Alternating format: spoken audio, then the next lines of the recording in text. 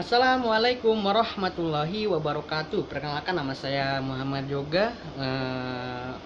NPM saya 41182191200114. Saya dari Universitas Islam Bekasi.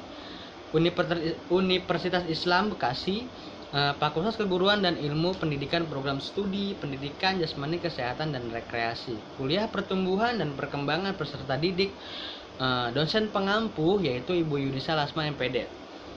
Dan di sini saya ingin menjelaskan 20 istilah dalam mata kuliah P3D. Yang pertama yaitu Golden Age, 0,6 tahun. Golden Age atau periode emas adalah tahapan pertumbuhan dan perkembangan yang paling penting pada masa awal kehidupan anak. Golden Age meliputi 1000 hari pertama kehidupan anak yang dihitung dari masa dalam kandungan sampai dengan usia dan mencapai 2 tahun. Di masa ini, keempat bagian otak berkembang dan secara keseluruhan termasuk pada belahan otak kanan dan belahan otak kiri. Otak kanan mengendalikan anggota tubuh sebelah kiri. Aktivitas-aktivitas yang berhubungan dengan aktivitas berkenalan di sini seperti emosi, musik, daya imajinasi, dan kemampuan intuisi. Sedangkan otak kanan mengendalikan anggota tubuh bagian kanan, aktivitas yang berhubungan dengan keteraturan, kerincian, dan kesistematikan dikendalikan dari sini seperti kemampuan berhitung, menulis, dan membaca. Nomor 2, masa sensori motorik. Tahap sensori motorik adalah masa yang pertama di tempat tahap dalam teori Piaget mengenai perkembangan kognitif anak Piaget. Selama periode ini, bayi mengembangkan pemahaman tentang dunia melalui koordinasi pengalaman sensorik, melihat, mendengar, dan tindakan motorik, menggapai dan menyentuh. Perkembangan utama selama tahap sensori motorik adalah pemahaman bahwa ada objek dan peristiwa terjadi di dunia secara alami dari tidaknya sendiri. Misalnya, jika ibu meletakkan mainan di bawah selimut, anak tahu bahwa mainan biasanya ada dia lihat. Sedangkan kini tidak terlihat hilang dan anak secara aktif mencarinya. Pada awal tahapan ini, anak berperilaku seolah mainan itu hilang begitu saja. Nomor 3 yaitu masa pro-operasional. Tahapan ini dimulai sekitar 2 tahun dan berlangsung hingga kira-kira 7 tahun. Selama periode ini, anak berpikir pada tingkatan simbolik tapi belum menggunakan operasi kognitif. Artinya, anak tidak bisa menggunakan logika atau mengubah, menggabungkan atau memisahkan ide atau pikiran. Perkembangan anak terdiri dari pembangun pengalaman tentang dunia melalui adaptasi dan bekerja menuju tahap konkret. Ketika ia bisa menggunakan pemikiran logis, selama akhir tahap ini, anak secara mental bisa mempresentasikan peristiwa dan objek atau fungsi sosiomotik atau tanda dan terlibat dalam permainan simbolik. Nomor 4, operasi konkret. Perkembangan kognitif anak di tahap ini berlangsung sekitar usia 7 hingga 11 tahun dan ditandai dengan menggunakan perkembangan pemikiran dan terorganisir dan rasional.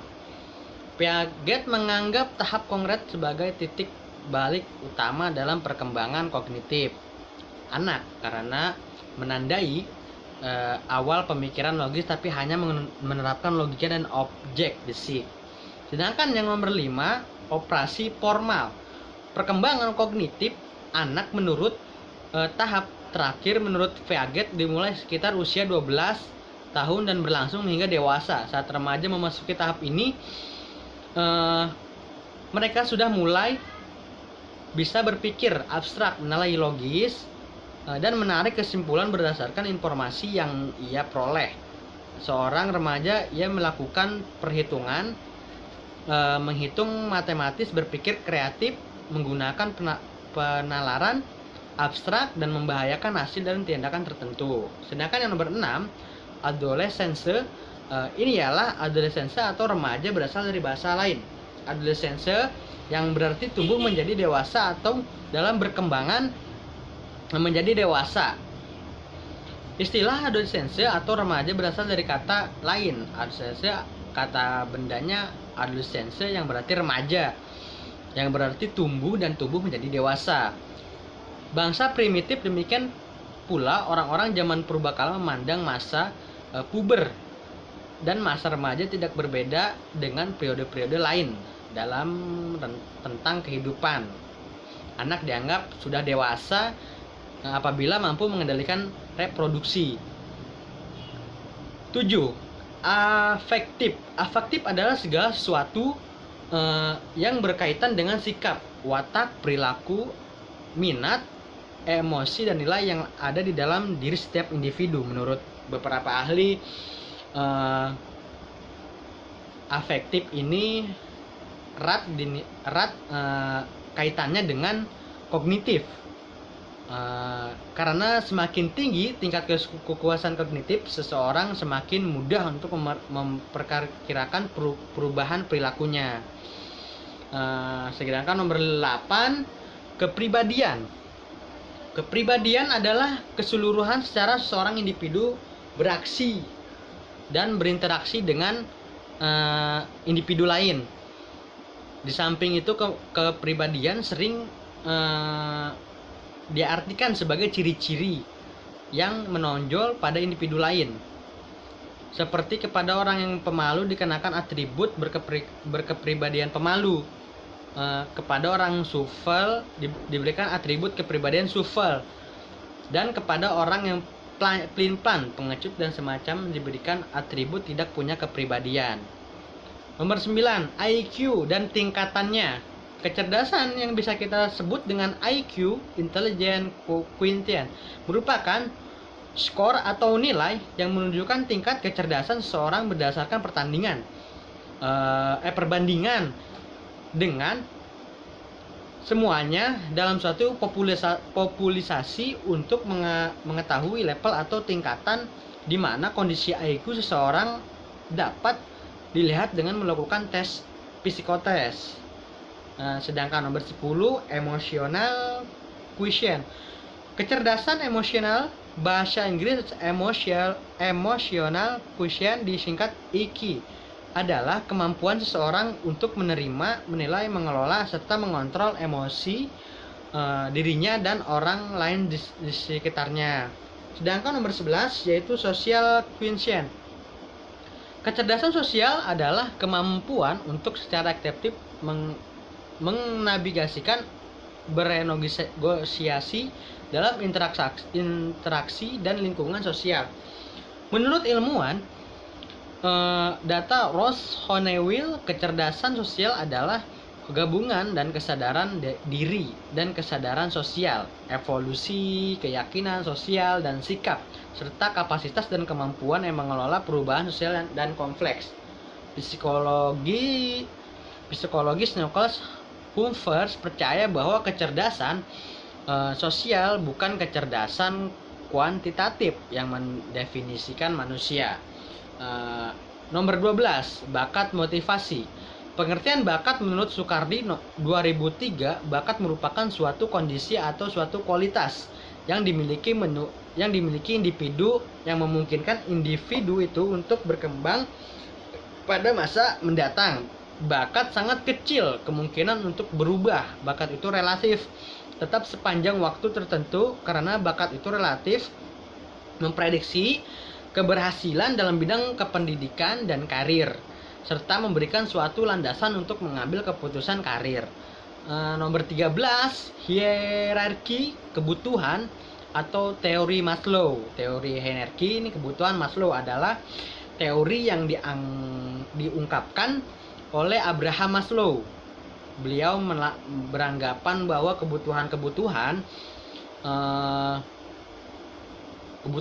di tingkat rendah wajib terpenuhi, atau beliau paling tidak cukup terpenuhi terlebih dulu sebelum kebutuhan-kebutuhan di tingkat lebih tinggi dibentuk menjadi hal motivasi. Berdasarkan pengamatannya didapatkan kesimpulan bahwa kegiatan kebutuhan lebih diutamakan dibandingkan dengan kebutuhan yang lain.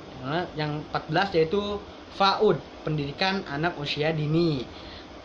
Dalam kurung FAUD adalah jenjang pendidikan sebelum jenjang pendidikan dasar, yang merupakan suatu upaya pembinaan yang ditunjukkan jenjang pendidikan pembimbing bagi anak sejak lahir sampai dengan usia 6 tahun, melakukan 6 tahun yang dilakukan melalui pemberian rangsangan pendidikan untuk membantu pertumbuhan dan perkembangan jasmani dan rohani agar anak memiliki kesiapan dalam memasuki pendidikan lebih lanjut. Nomor 15, pubertas. Pubertas atau kecil balik, Inggris pubertas atau Arab balik, adalah proses perubahan fisik saat tubuh anak berubah menjadi tubuh dewasa, mampu melakukan reproduksi sesuai. Proses ini dimulai dengan sinyal hormonal dari otak ke gonad, ovarium pada anak perempuan, testis pada anak laki-laki. Nomor 16, disiplin. Disiplin berasal dari bahasa Latin discere dan berarti belajar. Dari kata ini ditimbulkan disiplina yang berarti pengajaran atau pelatihan. Disiplin merupakan perasaan taat dan patuh terhadap nilai-nilai yang percaya merupakan langsung jawabnya. Disiplin adalah usaha-usaha untuk menanamkan nilai ataupun pelaksanaan agar subjek memiliki kemampuan untuk menaati sebuah peraturan. Nomor 17, teori neo-gestalt atau diferensi dan stratifikasi. Lewin menyatakan bahwa perkembangan merupakan proses diferensiasi dan stratifikasi. Yang dimaksud dengan proses stratifikasi adalah proses pembentukan lapisan-lapisan kepribadian. Pada awal perkembangan lapisan kepribadian, anak sangat terbatas apa yang terwujud dalam gerak-gerik dan ucapannya sama dengan apa dan apa yang dalam isi jawabannya. Nomor 18, bimbingan. Menurut Abu Ahmid 1991, bahwa bimbingan adalah bantuan yang diberikan kepada individu peserta didik agar dengan potensi yang dimiliki mampu mengembangkan diri secara optimal dengan jalan memahami diri, memahami lingkungan, mengatasi hambatan guna menentukan rencana masa depan yang lebih baik dengan sesuai dengan istilah.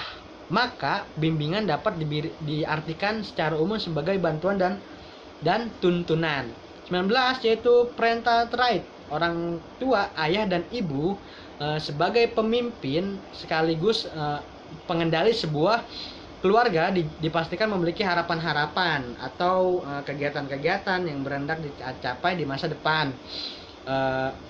Harapan dan keinginan tersebut ibarat sebuah cita-cita hingga seorang tua dan berusaha harapan dan keinginan tersebut tercapai. Hal tersebut berlaku pula terhadap anak-anaknya. Yang ini terakhir, yang 20, parental rejection.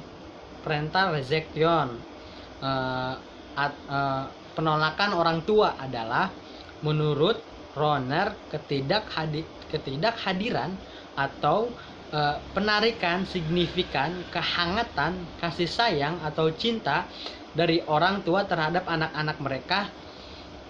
Kerangka kerja Rohner ini mengusulkan 3 dimensi penolakan orang tua, yaitu 1, pemusuhan dan agresi, 2, ketidakpedulian dan kelainan, dan 3, penolakan acuh tak acuh. Mungkin ini saja yang bisa saya sampaikan, kurang lebihnya mohon maaf. Wabillahi taufiq walhidayah. Wassalamualaikum warahmatullahi wabarakatuh.